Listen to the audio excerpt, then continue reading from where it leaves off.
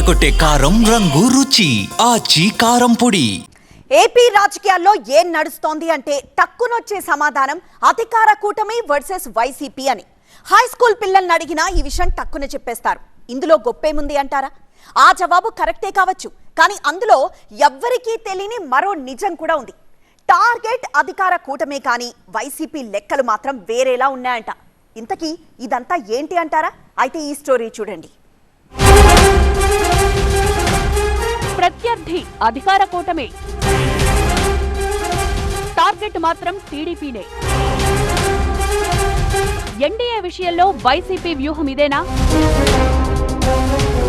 BJP విషయంలో ఆచితూచి అడుగులు. ఏపీలో 2024 తర్వాత రాజకీయం ఒక్కసారిగా మారిపోయింది. 151 సీట్ల వైసీపీ 11 సీట్లకు పడిపోతే 23 సీట్ల టీడీపీ కూటమి కట్టి 164 సీట్లతో బంపర్ మెజార్టీ కొట్టింది. బీజేపీ భాగస్వామిగా డబుల్ ఇంజన్ సర్కార్ను ఏర్పాటు చేసింది. ఎన్నికలకు ముందు నుంచి బీజేపీ, టీడీపీ, జనసేన కూటమి ఓవైపైతే మరోవైపు వైసీపీ అన్నట్టుగా రాజకీయం నడిచింది. అందులో జయాపజయాలు ఎవరివో కూడా తేలిపోయాయి.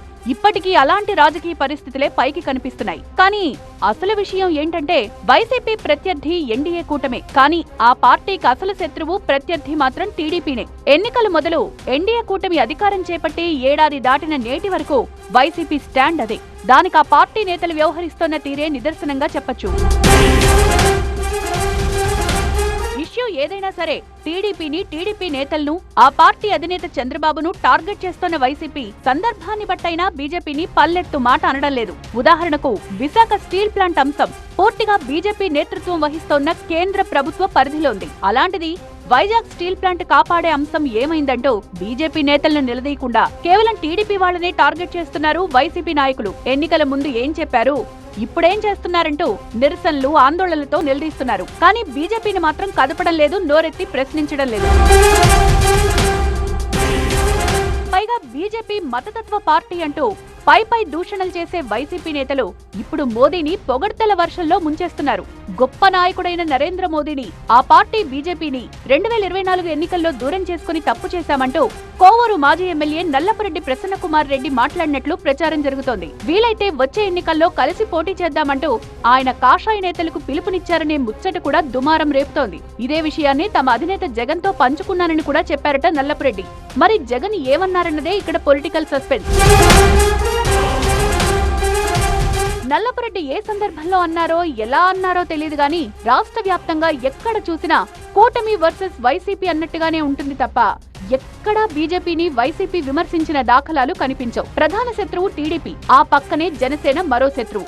అంతే తప్ప బీజేపీ వైపు చూసేందుకు ఫ్యాన్ నేతలు సాహసించరనే టాక్ ఉంది. కడప జిల్లాలో ఎమ్మెల్యే ఆదినారాయణ రెడ్డి, అనంతపురం జిల్లా నుంచి మంత్రి సత్యకుమార్ లాంటి నాయకులు వైసీపీని బలంగా టార్గెట్ చేయడమే తప్ప ఇతరత్రా మరెక్కడా బీజేపీ నుంచి కూడా వైసీపీపై పెద్దగా విమర్శలు కనిపించవనే చెప్పాలి. బీజేపీ అగ్రనేతలు సైతం ఇప్పటి వరకు వైసీపీని డైరెక్ట్ అటాక్ చేసిన సందర్భాలు చాలా తక్కువే. అధికారంలో ఉన్నన్నాళ్లు కేంద్రంలోని బీజేపీతో వైసీపీ అధినేత జగన్ సఖ్యతతోనే మెలిగారు. వారు కోరినట్లుగా వ్యవహరించారు, తనకు కావలసిన పనుల్లా చేయించుకున్నారు అనే అభిప్రాయం రాజకీయ వర్గాల్లో ఉంది.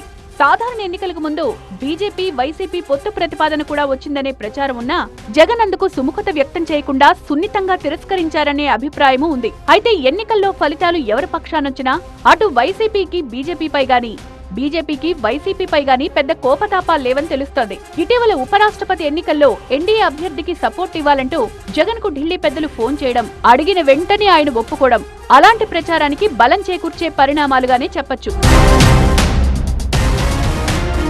మొత్తానికి ఆంధ్రప్రదేశ్ రాజకీయాల్లో వైసీపీకి బలమైన ప్రత్యర్థి ఎన్డీఏ కూటమే, కానీ ఆ పార్టీకి అసలు టార్గెట్ మాత్రం టీడీపీనే. ఎంతసేపు ఆ పార్టీని ఇరుకును పెట్టడమే లక్ష్యంగా వైసీపీ నేతలు పనిచేస్తున్నారు. అందుకే అంశం ఏదైనా సీఎం చంద్రబాబును, టీడీపీ నేతలను టార్గెట్ చేస్తూ విమర్శలు గుప్పిస్తున్నారట వైసీపీ నేతలు. ఇక్కడ రాష్ట్రంలో పరిస్థితి ఎలా ఉన్నా కేంద్ర స్థాయిలో కావలసిన పనులు చక్కబెట్టుకోవాలంటే కాషాయ సేనతో కలిసి సాగడం వైసీపీకి తప్పని పరిస్థితి అనేవారు ఉన్నారు. అదెంతవరకు నిజమో గానీ ఏపీ పాలిటిక్స్ లో ఇప్పుడిదో హాట్ టాపిక్ గా మారింది.